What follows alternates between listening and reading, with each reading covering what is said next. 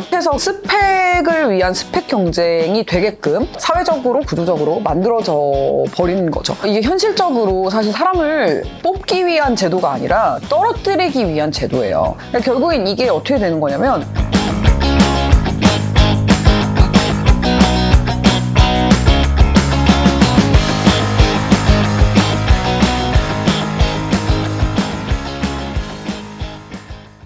안녕하세요. 오늘도 여러분이 궁금해하실 만한 질문을 뽑아서 가지고 와봤습니다. 프로젝트 경험 및 문제 해결 능력 부분에서 외국계 기업이 추구하는 인재상과 국내 기업이 추구하는 인재상의 차이가 있나요? 라고 질문을 주셨네요. 프로젝트 경험이랑 문제 해결 능력을 이렇게 같이 엮어서 질문을 주셨는데 사실상 이거는 별개라고 좀 보셔야 될 것 같고요. 외국계 기업이 추구하는 인재상과 국내 기업이 추구하는 인재상이 같냐 다르냐 이거부터 이제 말씀을 드려볼게요. 우선은 예전에는 외국계 기업은 공채를 하지 않고 수시 채용만 하고 있었고 대기업은 공채만 하고 수시 채용을 하지 않는 대부분의 그런 약간 암묵적인 룰 같은 게 있었죠. 특히나 대기업의 이 공채 시스템에 대해서 좀 얘기를 하고 싶은 게 많은데 이게 현실적으로 사실 사람을 뽑기 위한 제도가 아니라 떨어뜨리기 위한 제도예요. 이게 이제 저만 이렇게 얘기하는 게 아니라 예전에 여러분의 부모님이나 조부모님 세대를 좀 비교를 해서 생각해보면 보졸 출신의 분들도 많았고 우리가 전문대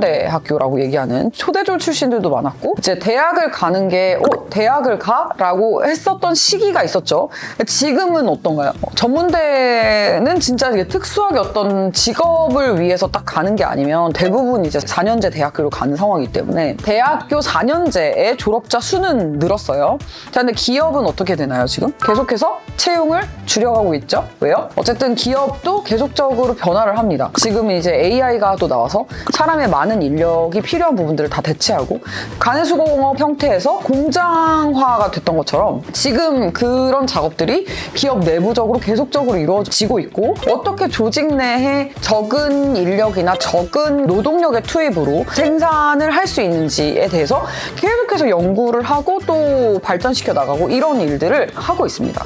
결국엔 이게 어떻게 되는 거냐면 기업의 채용 인력을 점점 더 줄여가는 형태로 가는 거죠. 근데 기업은 어쨌든 이익 집단이에요. 내가 이 사업을 통해서 수익을 내야 되는 거고 수익을 낸다는 건 내가 투입한 자원에 비해서 더 많은 매출이나 더 많은 수익을 내야 된다는 얘기가 되는 거거든요. 여기서 두 가지 방법이 있는데 매출을 계속해서 증대시키는 방법과 투입을 줄여서 효율화시키는 방법이 있는데 지금 둘 다를 이제 기업에서는 하기 위해서 노력을 하고 있는 거죠. 이런 상황에서 이제 공개 채용이라는 제도가 가지고 있는 맹점을 보면 채용의 인원 자체를 줄여가는 것도 있지만 한정된 채용 인원을 계속해서 채용을 해야 되는 상황에서 이 사람들이 가지고 있는 기준선이 예전에는 대학교 이런 과만 졸업하면 될 것 같아 였다가 너무 사람이 많으니까 학점 이 정도는 돼야 될 것 같아 토익 점수 이 정도는 돼야 될 것 같아 여기서 제2외국어도 해야 되면 될 것 같아 계속해서 스펙을 위한 스펙 경쟁이 되게끔 사회적으로 구조적으로 만들어져 버리는 거죠. 이런 식으로 계속 과도한 경쟁을 주도하는 식으로 채용의 흐름이 가게 되는 건 결국엔 이 공개 채용 제도가 가지고 있는 맹점 때문이거든요. 대부분의 지원자들이 어떤 커리어의 명확한 목적을 가지고 입사를 하기 어려운 이유 또한 이 공개 채용 때문이고 뭔가 입시 제도처럼 이 회사를 못 가면 이 위에 있는 회사를 못 가라든지 제 스펙을 가지고 어느 정도 회사에 갈 수 있나요? 라는 질문을 한다든지 이런 것도 사실상 전부 이 공개 채용 제도에 맞춘 생각 구조를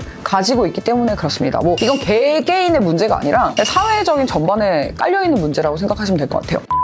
너무 계속 산으로 가고 있는데 제가 이제 전반적인 구조의 문제를 설명하다 보니 이렇습니다. 코로나가 시작되면서 뭐가 달라졌냐면 전체 기업들이 갑자기 채용을 다 멈추는 거의 처음으로 일어났었죠. 그리고 나서 공개 채용을 대대적으로 못하다 보니 대기업에도 처음으로 공개 채용보다 수시 채용이 더 많이 이루어졌던 시기가 바로 그 코로나 한참 진행되던 시기입니다. 물론 지금은 약간 비슷한 비율로 가져가는 것 같아요. 수시 채용 반, 공개 채용 반 이렇게. 그리고 현대차를 시작으로 대부분의 기업들이 이제 수시 채용만 전면으로 하겠다라는 이제 공식적인 발표를 하기 시작하면서 채용의 어떤 분위기가 많이 바뀌게 되죠. 수시 채용이 가지고 있는 가장 큰 그 특징적인 부분은 뭐냐면 채용이 필요할 때 채용을 한다라는 거예요. 예전처럼 매년 기수제로 이만큼을 또 채우고 이만큼을 신입사원 또 채우고 이런 식이 아니라 여기에 있던 사람이 빠져나감으로써 한 명을 채워야 되는 혹은 이제 이 직무가 신설이 돼서 이 부분에 필요한 인력만을 뽑게 되는 이런 시스템으로 간다는 거죠. 가장 큰 차이를 가지는 건 불특정 다수를 대규모로 채용하는 채용과 비교해서 굉장히 구체적이고 특정적인 업무 지식이나 구체적이고 특정적인 직무적인 역량들을 볼 수밖에 없다는 게 가장 크게 다릅니다. 이런 것도 갖추고 있어야 되고 저런 것도 갖추고 있어야 되고의 관점보다도 진짜 이 일을 맡겼을 때 할 수 있어? 를 보게 된 거죠. 사실 이게 어떤 친구들한테는 오히려 이게 더 부담인가 봐요. 이것 때문에 더 불안하고 어쨌든 채용 인원이 많이 줄어들 것 같고 내가 안 될 것 같다라는 생각을 많이 하는 것 같더라고요. 근데 여기서 오히려 거꾸로 강점이라고 생각할 수 있는 부분들은 목표 타겟을 정확히만 한다면 내가 그 부분에 맞춰서 이러이러이런 역량들이 잘 갖춰져 있다라는 것들만 증명이 되면 훨씬 더 좋은 기업에 잘 갈 수 있다라는 가능성 측면에서 훨씬 더 높다라는 부분을 좀 말씀을 드리고 싶어요. 자, 그래서 이렇게 크게 다른 이 두 가지가 국내 기업의 채용 시장과 외국계 기업 채용 시장을 가르던 가장 큰 그 지점이었고, 결국에 이제 질문으로 돌아와서 인재상을 보는 그 측면도 대기업에서 보고 있는 인재상은 결국엔 이런 모든 것들을 다 잘할 수 있는 제너럴리스트를 뽑아서 우리가 필요한 부서에 너를 배치해, 약간 이런 구조였다면 이 수시 채용의 시장은 우리가 필요한 부분이 이 부분이야, 너 이걸 갖고 있니? 이전에 이런 것들을 했던 경력이 있니?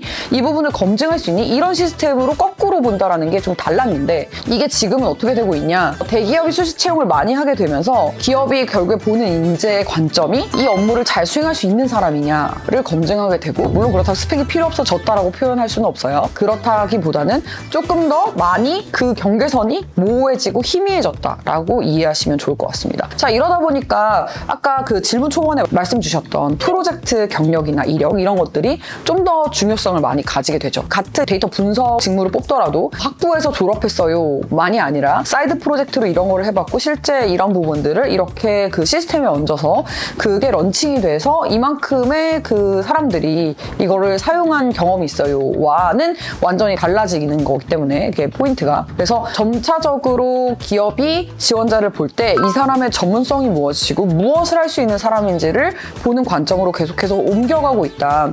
예전에는 국내 기업과 외국계 기업 간의 인재상을 보는 측면이 완전히 달랐지만 지금은 이게 굉장히 모호하고 희미하고 결국엔 우리가 보여줄 수 있는 건 전문성밖에 없다라는 게 이제 제가 말씀드리고 싶은 포인트입니다. 문제 해결 능력을 조금 별개로 두라고 얘기했는데, 이건 뭐냐면 문제 해결 능력은 내가 가지고 있는 어떤 역량이나 능력이에요. 프로젝트 경험이랑 좀 다르죠. 그래서 결국에 문제 해결 능력이나 커뮤니케이션 스킬이나 이런 것들은 사실 어떤 기업에 어떤 직무에 가더라도 다 필요한 거기 때문에 이거 자체가 뭐 외국계 기업의 인재상이에요, 국내 기업의 인재상이에요 말씀드리기가 굉장히 어려운 부분이 있습니다. 제가 오늘 준비한 내용 여기까지고요. 여러분한테 큰 도움이 된 답변이었길 바랍니다. 고생 많으셨어요. 안녕.